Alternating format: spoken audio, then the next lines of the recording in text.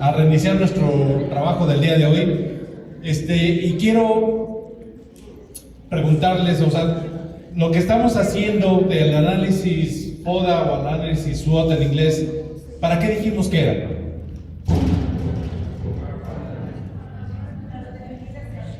Para definir la estrategia, exactamente. Entonces, lo que nosotros estamos haciendo es trabajar esto para definir una estrategia. Ahora, ¿por qué queremos tener una estrategia? ¿Por qué no simplemente trabajar así sin estrategia? Ok, una para medir el riesgo, para ver qué tan fácil o qué tan difícil sea que tengamos éxito. ¿Para qué más? Para ser más certeros. Para ser más certeros, exactamente. Entonces, como decíamos la semana pasada, si yo le voy a apuntar a un pato, pues que sea lo más probable que le dé al pato. ¿Sí? ¿Para qué más? Tomar decisiones. Ok, para tomar decisiones, exactamente. Muy bien, gracias. ¿Para qué otra cosa necesitamos una estrategia? Para lograr nuestro objetivo, ¿no? ¿Para qué, perdón? Para conocer nuestras debilidades, para saber qué es lo que puedo mejorar en la empresa. Muy bien. Puede ser para adaptarnos a los cambios y a las necesidades del cliente. Muy bien, perfecto, gracias. Ok, algo que no mencionaron y que también creo que sería importante tener claridad en por qué tenemos que hacer una estrategia es para tener una ventaja competitiva. Ajá, o sea, y una ventaja competitiva, lo que dijimos hace rato, teníamos a Michael Porter, ¿se acuerdan que dije de las 5 fuerzas de Porter, 1982, con su libro de management? Él definió en ese entonces una ventaja competitiva como algo que es difícilmente copiable por la competencia y que puede ser mantenido a lo largo del tiempo. Ajá. Así lo definió a grandes rasgos Michael Porter. No quiere decir que esa definición siga siendo válida ahorita. ¿Por qué? Porque en 1982 el mundo era diferente. La manera en que se hacían las empresas era totalmente diferente. Entonces, lo que tú podías hacer muy bien, podías de alguna manera mantenerlo durante mucho tiempo sin que la competencia te pudiera copiar. Hoy no es así. Hoy lo que tú puedes hacer muy bien hoy, el día de mañana te lo copia la competencia y además te lo hace mejor, ¿no? Entonces no es tan fácil mantener una ventaja competitiva, pero sí es necesario tener una ventaja competitiva. Ajá. O sea, ventaja competitiva entendamos como es algo que nosotros podemos hacer mejor que la competencia. Ajá. Algo mejor que los que están en el mercado. Lo que sea, no importa qué. O sea, aquí por ejemplo, tengo aquí en el visual, posicionamiento estratégico, dice, seleccionar y realizar actividades diferentes a las de sus rivales. Y tengo que tener una ventaja competitiva, y dice ahí, conjunto de actividades que la cooperativa hace mejor que su competencia. Sin embargo, estas ventajas competitivas son un elemento en el proceso general de la cooperativa. Así cada fase del proceso da la oportunidad de crear una ventaja. Y entonces ahí ponen un ejemplo de, a lo mejor, la ventaja es que yo sé hacer muy bien la parte de los semilleros, o la fertilización, o el control fitosanitario, o el control, o la cosecha, o la siembra, o la preparación, o a lo mejor es una combinación de todo. Pero todo lo que yo estoy haciendo a lo mejor me da una ventaja con respecto a lo que hace la competencia. Sí, sí soy claro entonces a qué me refiero con ventaja competitiva. Sí. ¿Sí? Entonces justo lo que yo quiero hacer es, a través de ese análisis SWOT o análisis FODA, tener claridad en la estrategia que me va a llevar a tener una ventaja competitiva. Ajá. No es una estrategia simplemente por tener una estrategia, no es una estrategia simplemente por poder competir, sino porque yo tengo que tener claridad en cuál va a ser mi ventaja competitiva con respecto a los demás. Ajá. Ahora, ¿hasta aquí vamos bien? ¿Sí?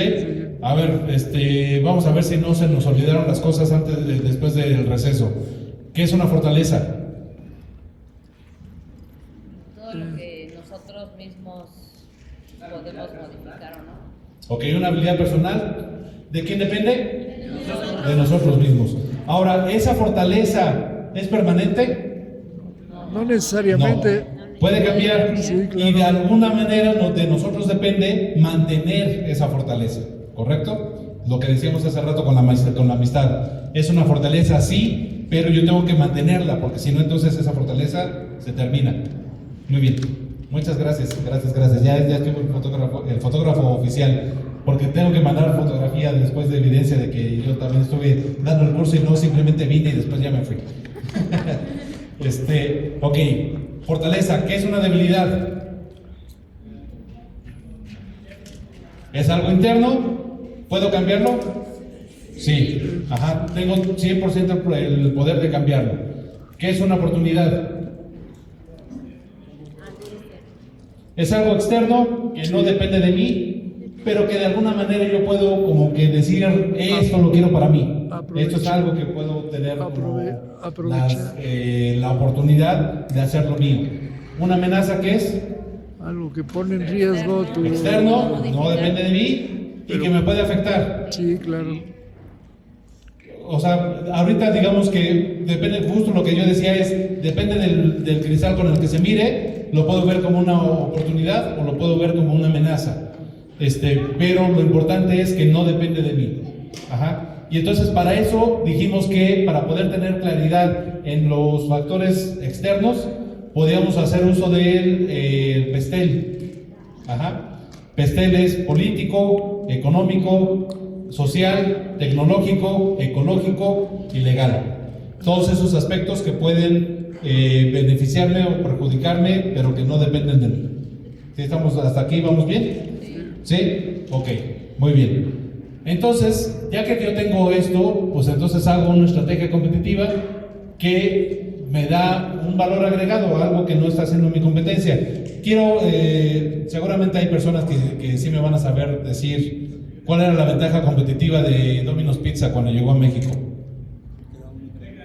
La entrega, qué ofrecía? 30 minutos. 30 minutos o es gratis, ¿no? Esa era lo que ofrecía Domino's Pizza cuando entró. ¿Modificó el mercado? Sí. O sea, simple y sencillamente, había muchas pizzerías en México, sí, pero que te lo ofreciera a 30 minutos o es gratis, prácticamente nadie. Y entonces, pues, rompió el mercado. Hizo cambios drásticos en el mercado. Ahora, ¿sigue ofreciendo esa oferta? Ya no. Ya no. Ahora, ¿qué es lo que lo hace diferente? Su fama nada más. No, porque hay muchas sonorillas. Las ofertas, a lo mejor ya el reconocimiento de marca, a lo mejor otras cosas, pero se fijan que ya no queda tan claro qué es lo que lo hace único. Es que ya no es única. Porque ya no es único, porque fue muy fácil, o sea, ya lo que les decía, digo, cuando entró Domino's Pizza a México, yo creo que fue por ahí de los años 80, si mi memoria no me falla, o a lo mejor principios de los 90, no tengo como mucha claridad, pero bueno, ya tiene sus buenos años Domino's Pizza en México. El mercado era diferente, la manera de hacer las cosas era diferente, y eso lo estuvo manteniendo durante mucho tiempo, pero eso ya no era sostenible, y entonces tuvo que cambiar de estrategia. Y entonces, pues ahora tendrá una estrategia que a lo mejor, por lo menos para mí, no me queda tan clara cuál es la estrategia, pero definitivamente de que sigue siendo buen negocio, no dudo que siga siendo buen negocio, ¿no? Lo mismo pasa a lo mejor con Uber. Cuando entró Uber a México, ¿qué ofrecía?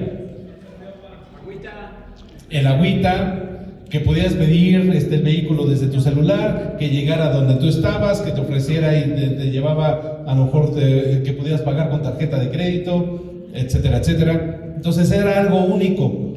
Ahora, ¿es el único en el mercado que lo ofrece? No, ya no. Ya hay muchas otras aplicaciones, ¿no? Ya no te ofrecen el agüita. Ajá, ni el coche limpio. Entonces, de alguna manera, lo que está pasando es que lo que lo hizo único y lo que hizo romper el mercado, se lo copiaron en 2 patadas.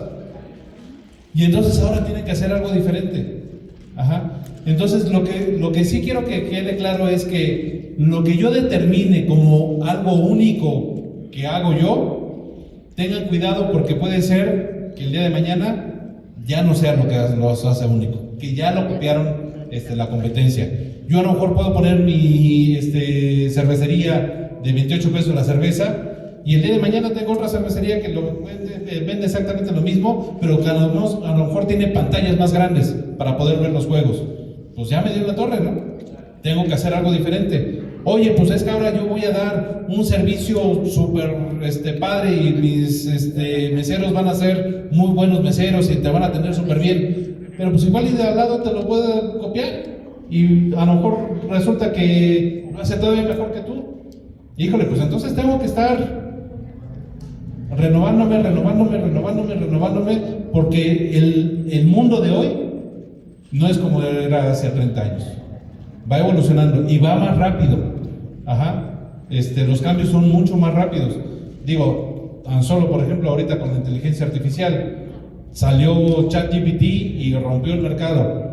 Y ahorita ya hay una nueva inteligencia artificial llamada, creo que ¿cómo se llama? DeepSeek o algo así, China, que logró hacer una inteligencia artificial, en teoría, no la he usado, no puedo decirlo de primera mano, pero que en teoría es mejor que el ChatGPT, y con una fracción del costo de los servidores que tiene ChatGPT, es mucho más barato. Pues entonces, lo que logró hacerlo, pues en menos de 2 años, ya se lo copiaron y ya se lo mejoraron. Entonces, tenemos que estar en constante renovación e innovando. Entonces, lo que nosotros tenemos aquí como una estrategia competitiva sí puede funcionar ahorita, pero todo el tiempo tenemos que buscar cómo mejorar. ¿Sí estamos de acuerdo? Sí. Ok. Vamos a hacer entonces ahora un cruce con ese análisis FODA. ¿A qué me refiero con un cruce? Déjenme ver si tengo aquí un visual. Creo que aquí está mejor. El análisis FODA. Tengo las fortalezas y las debilidades, y después aquí oportunidades y amenazas. Fortalezas y debilidades, estamos de acuerdo que dijimos que era interno. ¿Estamos de acuerdo? Oportunidades y amenazas, externo. Y entonces en realidad lo que vamos a hacer es hacer un cruce.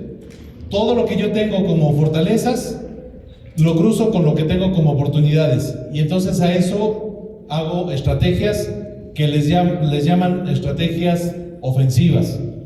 No me gustan tanto los términos que los libros ponen, pero bueno, lo que sí queda claro es que lo mejor para poder hacer una estrategia es hacer cruces entre las fortalezas y las oportunidades, las debilidades y las oportunidades, las fortalezas y las amenazas, y las debilidades y las amenazas. Es decir, lo interno con lo externo, y lo cruzo. Y entonces déjenme regresarme al visual anterior. Tengo estrategias FO, es fortalezas con oportunidades.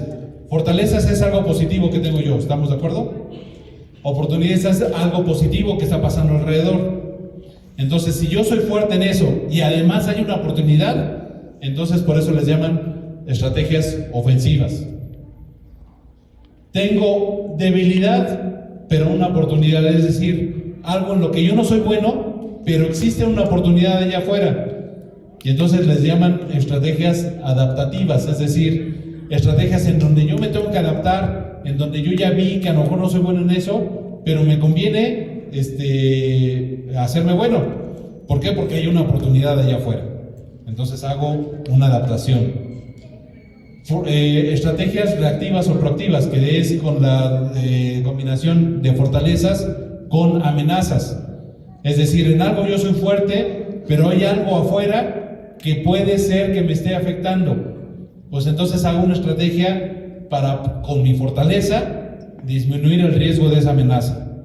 Y entonces a esa le llaman reactivas o proactivas.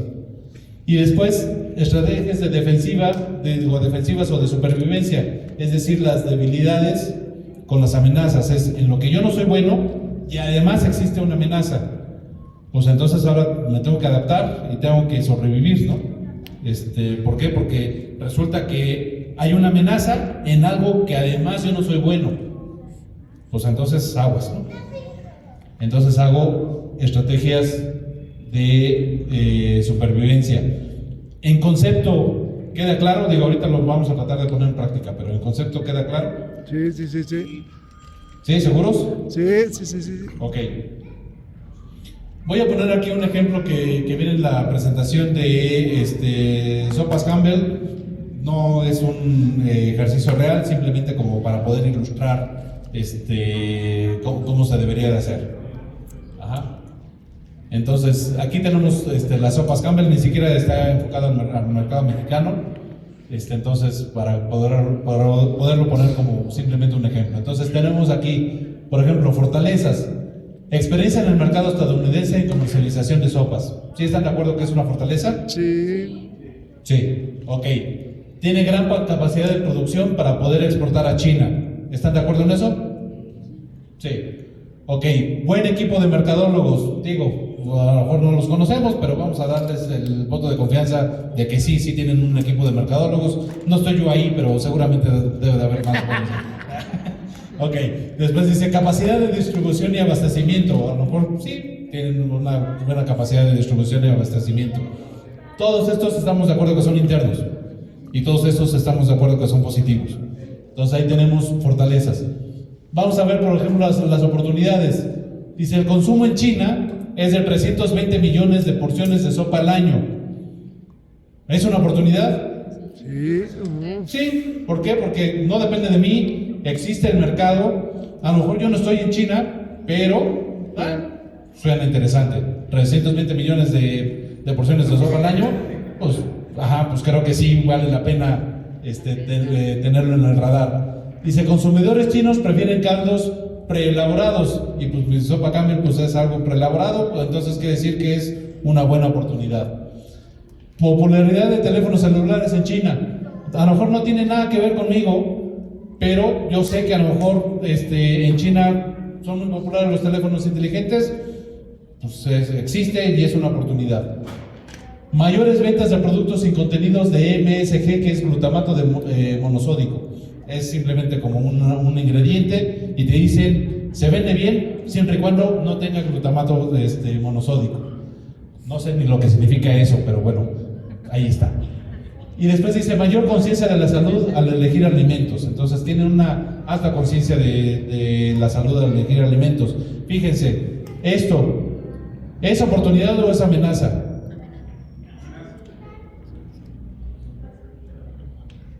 Depende de cómo lo vean. ¿Estamos de acuerdo? O sea, por eso voy justo que lo que puede pasar al exterior depende del cristal con el que lo vea. ¿Cómo lo puedo poner?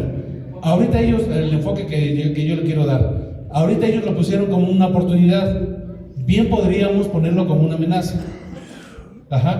Pero ahorita ellos lo pusieron como oportunidad. Y vamos a ver qué sale.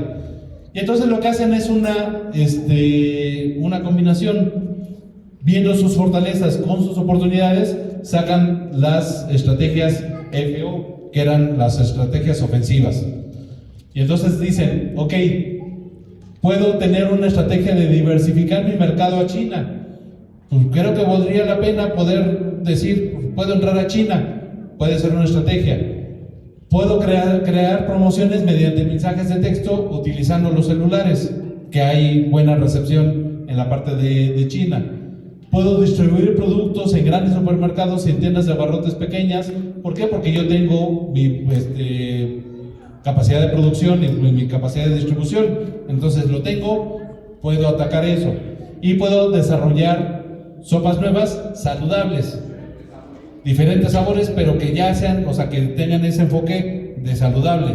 ¿Para qué? Para que yo pueda aprovechar, y entonces esto sí, mayor conciencia de la salud en elegir alimentos, pues que sí sea una oportunidad y no sea una amenaza. ¿Por qué? Porque estoy eligiendo desarrollar una línea de productos saludables. Y aquí ya pongo mis estrategias FO. ¿Sí queda más claro cómo es que se hace el cruce? Sí. Sí. Y así me voy con cada cosa. Vamos a ver con la parte de debilidades. Dice debilidades, la empresa no realizó investigación de mercado de China sobre patrones de compra y consumos locales, es decir, no sabemos cómo se comporta el cliente chino. ¿Es una debilidad? Pues sí es una debilidad. Sus productos contienen MSG, glutamato monosódico, que dijimos que era algo que se consumía de preferencia que no tuvieran ese ingrediente, pues es una debilidad. ¿Depende de mí cambiarlo? Sí, depende de mí cambiarlo, entonces por eso es una debilidad. Falta de experiencia en el mercado chino. Pues sí, a lo mejor yo no tengo experiencia en el mercado chino. ¿Depende de mí cambiarlo?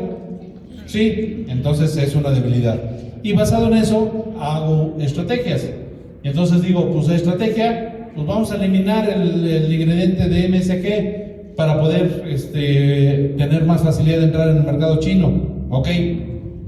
Implementación de estrategia de penetración en China, digo, a lo mejor se refiere un poco a, vamos a conocer mejor al mercado chino, vamos a conocer mejor a los clientes, y entonces basado en eso, pues yo tendría que tener una mejor estrategia para poder entrar al mercado.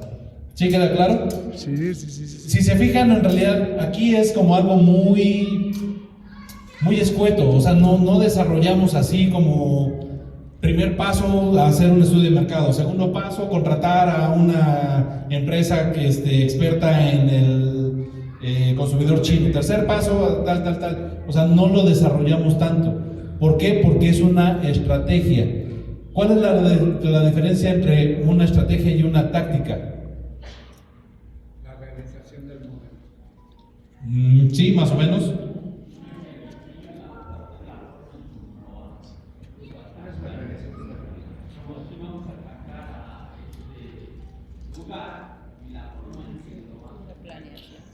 Ok, entonces justo lo que decíamos hace rato, con un ejemplo muy feo, pero la guerra de Ucrania y Rusia, pues entonces Rusia tiene como la estrategia de hacerse de Ucrania. Pero ahora la táctica es, pues, qué ciudad es la que ataco primero, con cuántos elementos, con cuántos tanques, con cuántas bombas, con cuántos, o sea, todo eso es la táctica.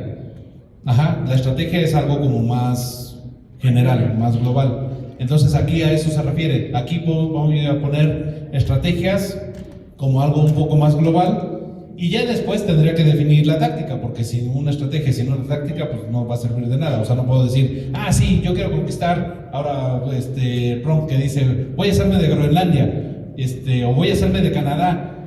Pues bueno, sí, una cosa es decirlo y otra cosa es hacerlo, ¿no? Entonces habrá que ver de qué manera hace su táctica para ver si eso le funciona o no le funciona, ¿sí? Pero entonces tenemos que, o sea, una cosa es tener la estrategia, y después esa estrategia la tenemos que pues llevar más abajo y hacer la táctica. ¿Sí hay dudas o preguntas sobre esto? ¿No? Entonces justo de lo que se trata es que una vez establecido nuestro análisis FODA, pues hagamos el cruce de estrategias, y basado en el cruce de estrategias, lo que yo les recomiendo, por ejemplo, a mis alumnos cuando les enseño esto, es que tratar de poner en práctica todas estas estrategias, a veces es súper difícil. O sea, primero porque no tengo tiempo para poder hacer todo, segundo porque no tengo dinero para poder hacer todo, tercero porque no tengo gente para poder hacer todo. Entonces como que tú dices, híjole, o sea, sí está padre, sí me gustaría hacer todo, pero es una carta a Santa Claus difícil de cumplir, ¿no? O sea, cuando llega hacemos nuestra carta a Santa Claus, pues pedimos todo. De ahí a que Santa Claus nos lo cumpla, pues hay diferencia, ¿no? Entonces ahí lo que nosotros hacemos es nuestra carta a Santa Claus de todo lo que deberíamos hacer. Ahora, ¿cómo definimos con qué empezamos?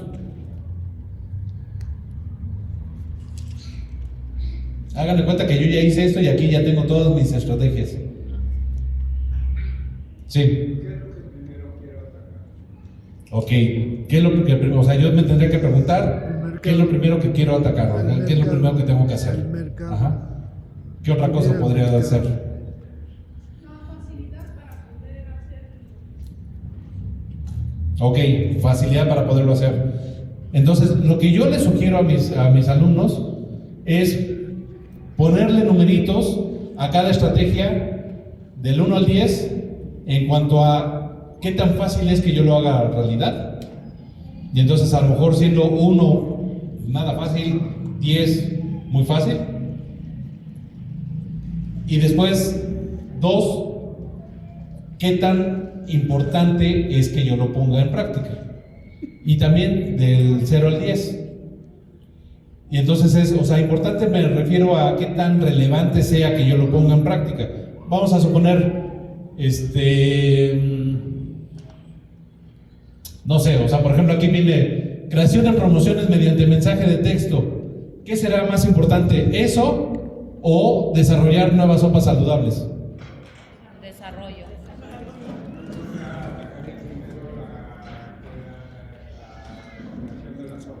Ok, entonces a lo mejor dices, pues yo creo que lo más importante es esto, más que la creación de mi campaña por mensaje de texto. O sea, a lo mejor si mi campaña de mensaje de texto no está tan bien definida o no está tan bien, pues podría vivir, pero definitivamente sí necesito desarrollar nuevas sopas saludables. Y entonces yo tengo que poner del 1 al 10, ¿qué tan fácil es que yo lo haga? Y después también del 1 al 10 en la misma estrategia, ¿qué tan relevante o qué tan importante es que yo lo haga? Y entonces ya basado en eso yo puedo determinar, pues mira, tengo a lo mejor esta es la más importante, pero a lo mejor también la más difícil. Híjole, pero si veo que es la más importante, pues la apuesto a esa, ¿no? O sea, yo tengo que tomar la decisión y eso es a veces lo difícil de ser empresario. Todo es tomar decisiones. Todo es definir qué. ¿Por qué? Porque les decía yo hace rato desde el primer día, riesgo, siempre va a haber riesgo. No vamos a poder tomar decisiones sin riesgo.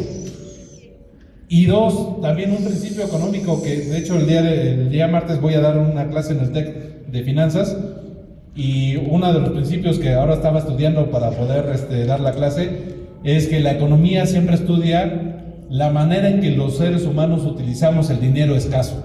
Es decir, nunca tenemos dinero suficiente. Por más dinero que tengamos, nunca es suficiente. ¿Estamos de acuerdo? Sí. O sea, oye, puedo vivir con 10 pesos, pues quiero 11. Ahora tengo 15 pesos, pues quiero 20. Ahora tengo 50 pesos, pues quiero 100. Nunca voy a tener suficiente. Entonces, basado en mis posibilidades, ¿cuál es la decisión que voy a tomar? Porque no puedo con todo, pero tengo que tomar una decisión. ¿Y existe un riesgo? Sí, sí existe un riesgo. Pues la verdad es que a veces es, ármate de valor y lánzate, ¿no? O sea, lánzate con el paracaídas. Obviamente haces tus estudios, haces tus análisis y tratas de determinar cuál es lo más riesgoso y lo menos riesgoso. Pero de alguna manera siempre va a haber riesgo y siempre te vas a tener que decir, pues me aviento, ¿no? O sea, a lo mejor yo puedo decir, pues ya vi que tengo esta altura, pues yo creo que si me aviento, pues no tengo tanto riesgo de matarme. A lo mejor sí de lastimarme, pero de que me mato, no creo que me mate. Pues bueno, pues me aviento, ¿no? O de repente digo, pues bueno, pues me voy a lanzar y alcanzas a ver el fondo, no. Pues te avientas o no te avientas. Ay, no, yo creo que esta la dejo pasar. Que se vaya esa oportunidad, aunque suena muy viable, pero es tanto el riesgo que no estoy dispuesto a correr. Esta sí alcanzo a ver el fondo y digo, no me mato. Entonces me aviento. Finalmente es aventarse y tomar el riesgo. ¿Sí? ¿Estamos de acuerdo? Tomemos una decisión de cuáles de estas estrategias vamos a llevar a la realidad y a cuál le vamos a apostar y a cuál le vamos a echar los kilos. Pero también de alguna manera nos ayuda a tener en mente otras cosas que podemos hacer y otras cosas que podemos tratar de avanzar para que en el momento en que a lo mejor vamos a suponer que yo ya estoy creando mis sopas nuevas y me están gustando y creo que estoy teniendo éxito en eso, pues bueno, ahora ¿qué hago? Digo, a lo mejor justo estoy desarrollando las sopas nuevas, pero de alguna manera tengo que lograr que esas sopas nuevas no tengan el ingrediente que yo estoy diciendo, ¿no? Entonces estoy combinando estrategias. Ok, ya las tengo. Pues bueno, pues entonces a lo mejor ahora sí tengo que hacer mi estrategia de penetración a China. Y entonces ese es mi segundo paso. Ya las desarrollé, pues ahora sí voy al segundo paso. Y así me la voy pasando, viendo qué fue lo que desarrollé y implementando. Nuevamente, como les decía yo desde el primer día, esto es un documento vivo, es decir, puede cambiar de la noche a la mañana. Oye, pues ya entró Trump y me está amenazando con aranceles, pues eso yo no lo tenía en mente a lo mejor hace 6 meses, pues eso ya cambió, y entonces quiere decir que a lo mejor lo que yo hice ya es totalmente diferente.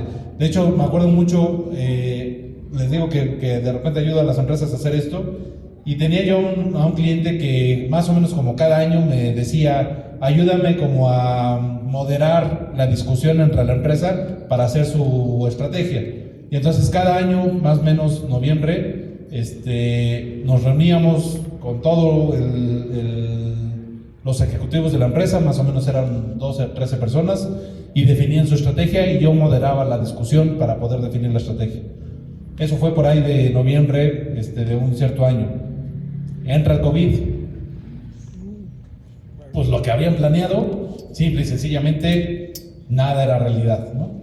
Y entonces por ahí de mayo, después del COVID, me vuelven a hablar y a decir, necesito otra vez que nos ayudes a moderar la discusión, porque lo que habíamos planeado, simple y sencillamente, no hay manera de mantenerlo. Y entonces, pues otra vez, ¿no? Y después ese año en realidad fue mayo, y después fue julio, y después fue agosto, y después fue noviembre. O sea, cada 2 meses teníamos que estar haciendo el cambio de estrategia. ¿Por qué? Porque las cosas cambiaban tan rápido que pues no había manera de mantener las cosas como tan a largo plazo, ¿no? Pues así nos íbamos. ¿Sí? ¿Dudas o preguntas hasta aquí? No. ¿No? ¿Seguros? Ok.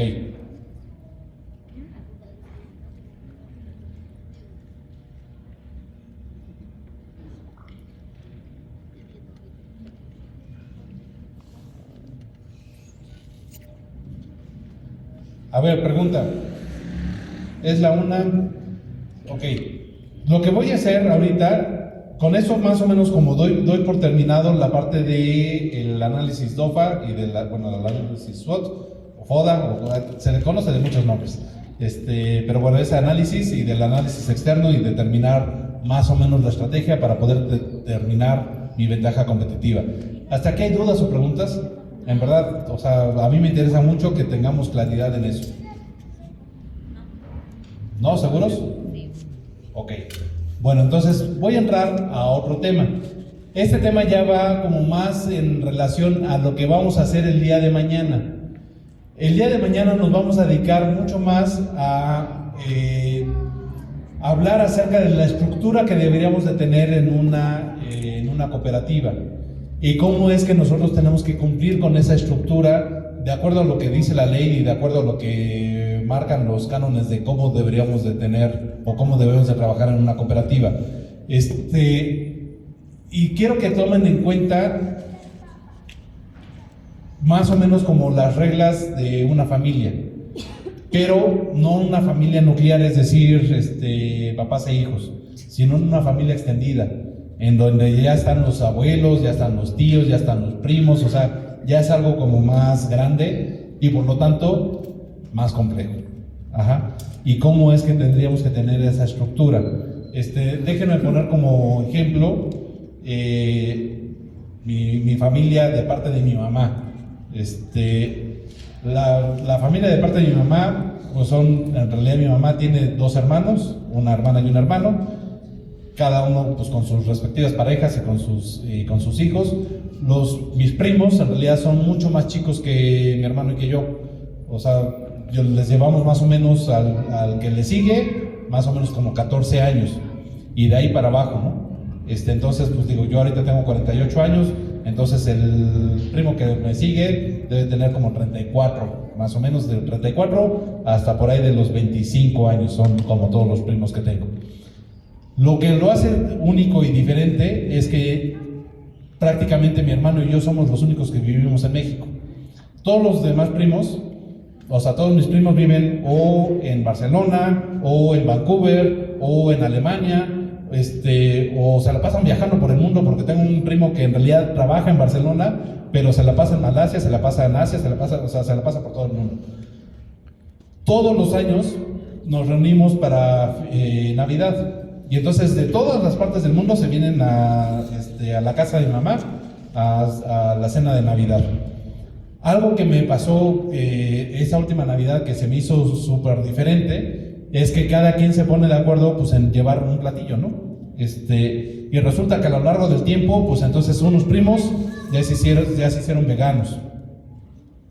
Y entonces dicen, pues bueno, pues tenemos que tener un menú para los veganos, porque pues no podemos tener la típica carne que teníamos todos los años. Ahora tenemos que tener un menú vegano. Y después también la prima que vive en Vancouver manda un WhatsApp al grupo y dice, a ver, yo voy a llevar ensalada, pero quiero preguntar si hay alguien que sea alérgico a las nueces, a los cacahuates, no sé qué y todo. Y dices, ¿y de cuándo acá se pregunta eso aquí en México, no? O sea, como que poco común, pero obviamente ella ya que se acostumbró a estar allá en Vancouver, allá sí es muy usual, y entonces manda su mensaje y hasta le hicimos burla de sí, canadiense preocupada por las alergias de los demás. Ok, yo hasta le contesté, yo a lo único que soy alérgico es a comer poco. Es a lo único que soy alérgico. Yo puedo comer mucho, pero poco no. Entonces es a lo único que soy alérgico. Pero bueno, vamos, o sea, como que van cambiando las reglas, ¿no? Y van evolucionando. ¿Por qué? Pues porque cuando ellos eran chiquitos, pues era otra cosa, ¿no? Entonces, las reglas de cortesía, bueno, también tengo un primo que ahora es no binario. Entonces, pues ahora tenemos el lenguaje inclusivo, ¿no? Y entonces en el brindis, pues entonces ahora utiliza el lenguaje inclusivo. A uno de mis tíos les costó un trabajo espantoso. Pero pues bueno, pues ahora tengo que utilizar el lenguaje inclusivo. Pues bueno, todo eso son reglas de convivencia y reglas para que todo vaya funcionando bien en la familia.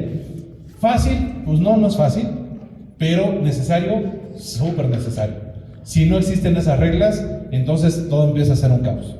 Y entonces van las reglas, o sea, y digo, por ejemplo, reglas que se siguieron manteniendo, como todos nos juntamos en Querétaro en casa de mi mamá, pues en realidad es un día, una familia se hace cargo de la comida, desayuno, comida y cena. Al otro día, otra familia se hace cargo de desayuno, comida y cena. Y eso se ha mantenido, ¿no? Entonces ahora sí que, por ejemplo, yo soy de la familia de los Acosta Ferraes, pues entonces los Acosta Ferraes tal día.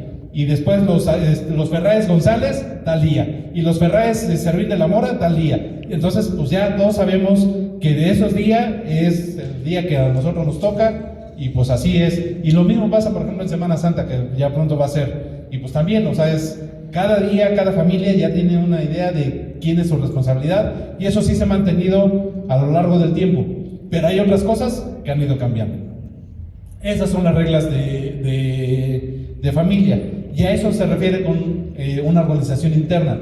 Yo tengo que tener reglas que me permitan convivir y que me permitan tener el máximo beneficio de una cooperativa. Voy a entrar un poco al término de economía social. ¿Alguien ha escuchado el término de economía social? ¿No? Ok, economía social, o sea, no es otra cosa más que muchas veces las personas buscan desarrollar un bien económico, pero obviamente a través de un beneficio de la sociedad. Y eso está casadísimo con la parte de las cooperativas. Entonces, todas las cooperativas, por lo general, o digamos que por ley de nacimiento, tendrían que tener ese enfoque de la economía social. Es, ok, sí quiero un beneficio económico, pero también quiero un beneficio de la sociedad. A eso se refiere con economía social. Logran resolver necesidades de manera colaborativa, cuidar el ambiente, cuidar el entorno, practicar la ética de la economía, contribuir a la reducción de la brecha de desigualdad, etc.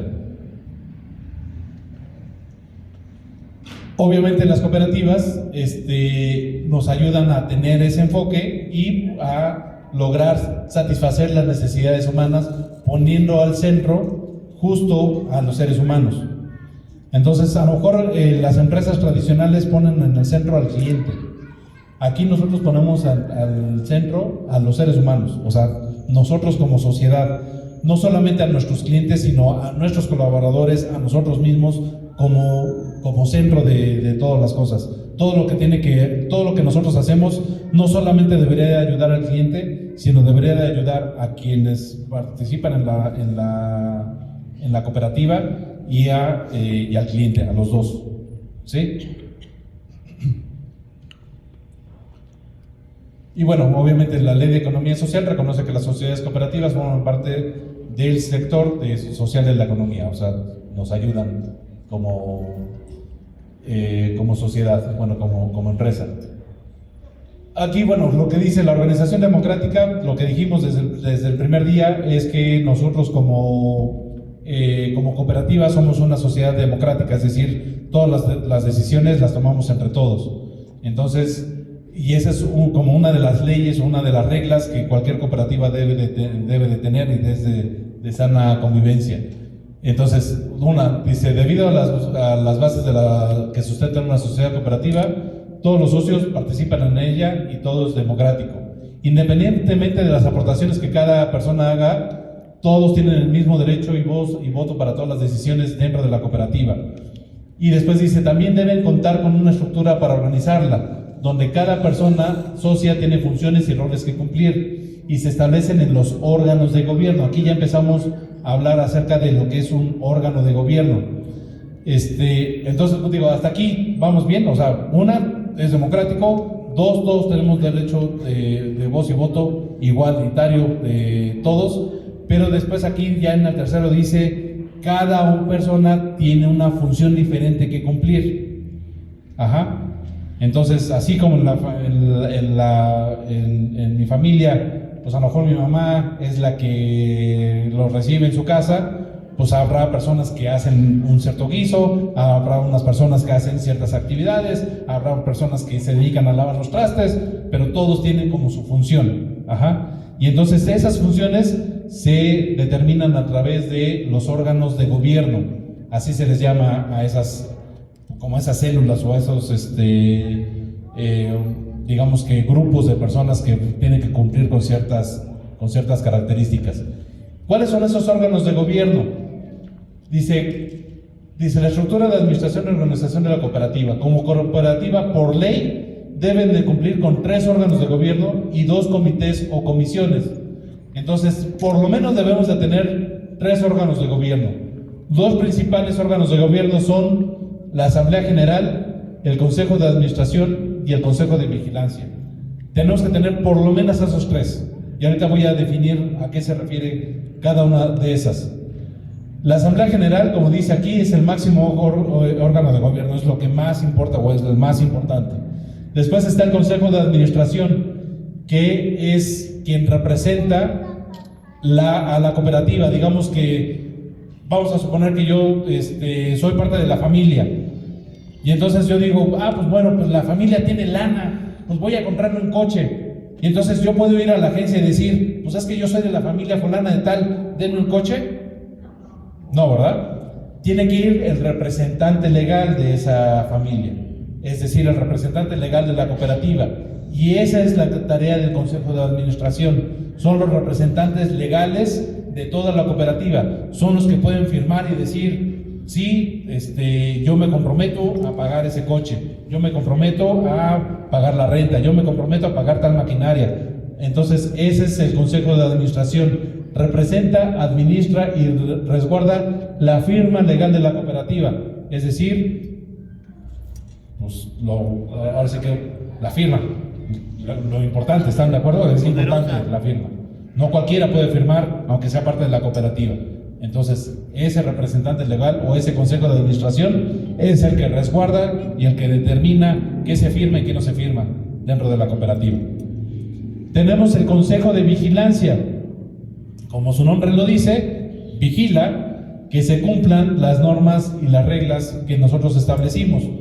Y vamos a suponer que yo definí que pues tal familia tenía que hacer el desayuno, comida y cena del viernes, y resulta que el viernes pues esa familia simple y sencillamente se hace el occiso y dice, pues yo por aquí no pasó. Pues entonces debería de existir el consejo de vigilancia para decirle, a ver, los Acosta Ferraes, ¿qué onda? Pues les tocaba el día de hoy, pues entonces, ¿qué van a hacer de desayuno? No, pues es que no tenemos nada. Pues entonces tienes 20 minutos para poder ir a la tienda y comprar algo, porque esto es responsabilidad, ¿no? Entonces, ese es el consejo de vigilancia, y tiene que haber alguien encargado de verificar que realmente se estén cumpliendo las reglas y las normas que nosotros establecimos en nuestra cooperativa.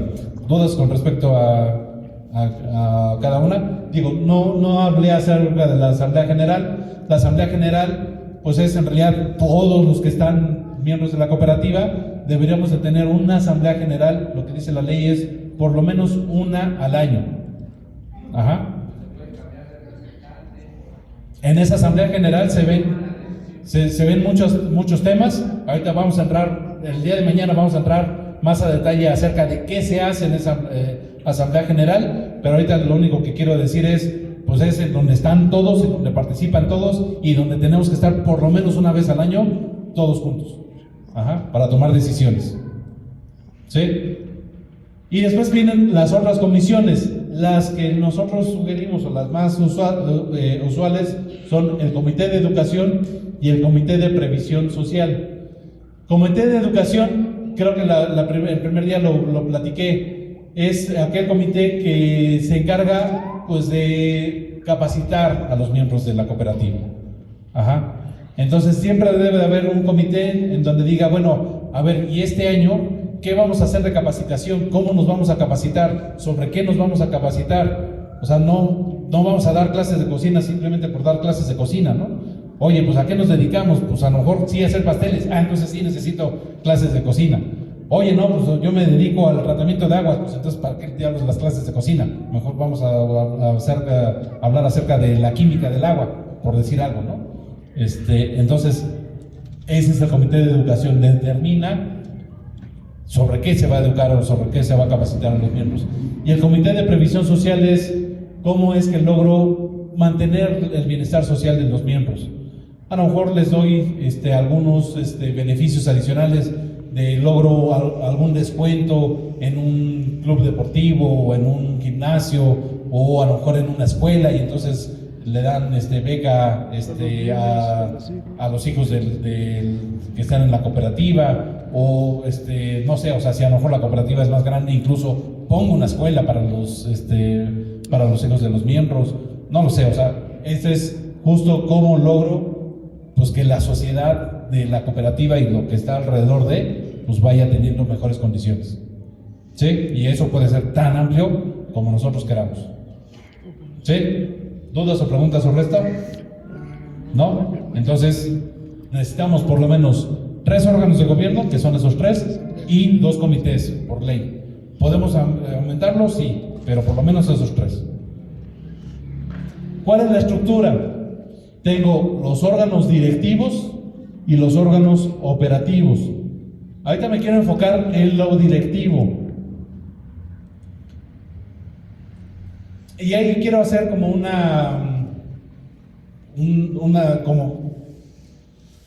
compararlo con una empresa grande. O sea, vamos a suponer que nosotros somos Carlos Slim, ojalá, ¿verdad? Que fuéramos Carlos Slim. Pero bueno, Carlos Slim debe tener más de 50 empresas, fácil. ¿Él tendría que estar en todas las empresas sabiendo qué es lo que hace toda su gente? Es inhumanamente posible que eso lo haga. O sea, no hay manera de que lo pueda hacer. Es tanta la gente, tanto lo que hacen, que ya no hay manera de que pueda estar al pendiente de todo. Entonces tiene personas que le van diciendo qué es lo que está pasando con las empresas y que le van diciendo las noticias y le van diciendo, pues mira, esta empresa va así, esta empresa va así, y a lo mejor él toma decisiones, pero ya no puede estar en todo. Entonces, para eso, en una empresa como esas, también tienen como una asamblea, un consejo de administración y el consejo de vigilancia, que son los 3 órganos de gobierno que dijimos hace rato.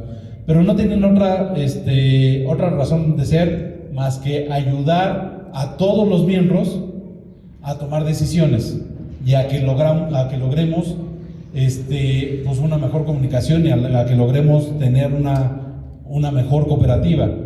Entonces, por ejemplo, el Consejo de Administración, pues entonces en el Consejo de Administración dijimos que era quienes guardaban la firma, ¿estamos de acuerdo? Quienes determinaban qué se firmaba y qué no se firmaba. Pues entonces justo ese es el Consejo de Administración. Tengo la asamblea y tengo el Consejo de Vigilancia. Y entonces hay personas dentro de la cooperativa que forman parte de estos órganos de gobierno, que forman parte de esos órganos de la cooperativa, pero no todos los miembros deberíamos de formar parte de todos los órganos de gobierno. Ajá. O sea, vamos a suponer que la cooperativa somos todos nosotros. Según mis cuentas, hace rato conté que éramos más de 100 personas. ¿Las 100 personas tendríamos que tener derecho a firmar documentos de la cooperativa? No. ¿Las 100 personas deberíamos de tomar decisiones acerca de qué es lo que se tiene que hacer en las ventas? Sí y no. O sea, sí como parte de una estrategia global, pero si ya llego con un cliente y le digo, oye, pues yo te vendo tal producto, lo vendo a 49 pesos, pues te pago 48.50. Le tengo que decir a todos, oigan, ¿están de acuerdo en que lo venda a 48.50? Pues ya no. A lo mejor ya hay personas que se dedican únicamente a las ventas y dicen, ok, yo puedo tomar la decisión de venderlo a 48.50 porque sé cuál es el rango, sé que estamos de acuerdo a lo que dijimos de la cooperativa, puedo dárselo a 48.50 sin tener que decirle a los demás, oye, lo puedo dar a 48.50 sí o no. Entonces a eso se refiere. El Consejo de Administración pues tiene que tomar decisiones de alguna manera autónomas sin que le tenga que decir a todo mundo qué es lo que se está haciendo, siempre y cuando siga con las reglas y los procedimientos que se establecieron. Ajá. O sea, si yo digo en una de las reglas, pues no puedes vender debajo del costo y yo determino que lo voy a vender debajo del costo, pues me van a poner como campeón porque no lo estoy o sea, no estoy tomando una decisión que no va de acuerdo a eso y seguramente el Consejo de Vigilancia después me va a dar un zape y me va a sacar de la cooperativa. Pero a eso se refiere. Y después vienen los órganos operativos, que es lo que hace que funcione cualquier empresa. Ajá. Entonces, en cualquier empresa necesito personas que estén en la parte de finanzas, necesito personas que estén en recursos humanos, necesito personas que estén en la producción, necesito personas que estén en ventas, necesito personas que estén en logística, etc. Digo, ahí sí obviamente depende de cada empresa. A lo mejor si no es una empresa de producción sino de servicios, pues entonces a lo mejor no entra la parte de logística y de producción, pero de todos modos voy a tener que tener gente en ventas, gente en administración, gente en finanzas, etcétera. ¿Sí queda claro? Entonces, una cosa es cómo funciona la cooperativa y cuáles son las áreas operativas de la cooperativa, y otra cosa es la parte directiva de la cooperativa. Ajá. Entonces, sí. Me surge la duda respecto a que dice ahí sindicatura de control. Ajá. Nosotros, cuando uno normalmente va a un trabajo para entrar, siempre nos preguntan, ¿pertenece a un sindicato? Entonces mi duda es, como cooperativa, ¿somos un sindicato o eso es totalmente hecho? No somos un sindicato, pero, o sea, a lo que se refiere aquí es justo que hay como una parte de los que somos miembros de la cooperativa que sí se debería de preocupar por el bien de los agremiados, ¿no? Entonces, pues tiene que haber como esa figura, pero formalmente no somos un sindicato. Ajá. Sí.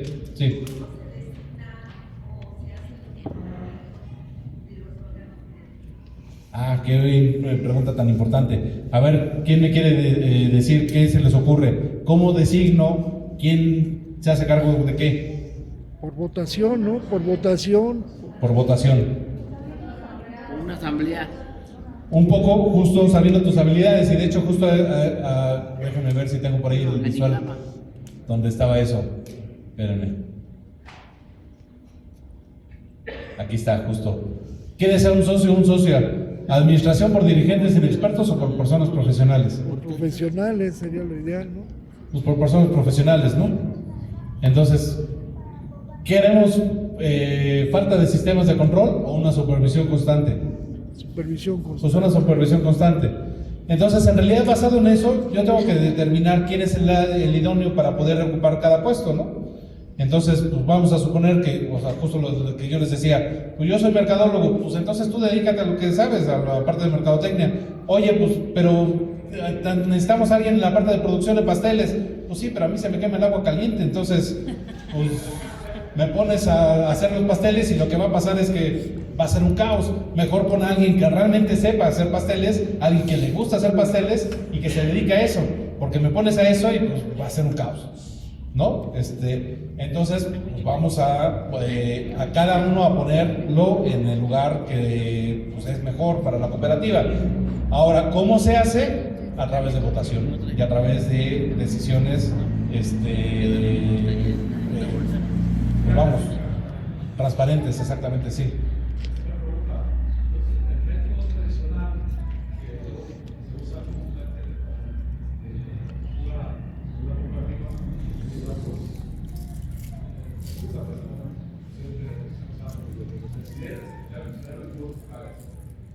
Sí, o sea, digamos que en el consejo administrativo tenemos que tener como ciertos puestos, pero también depende del tamaño de la cooperativa.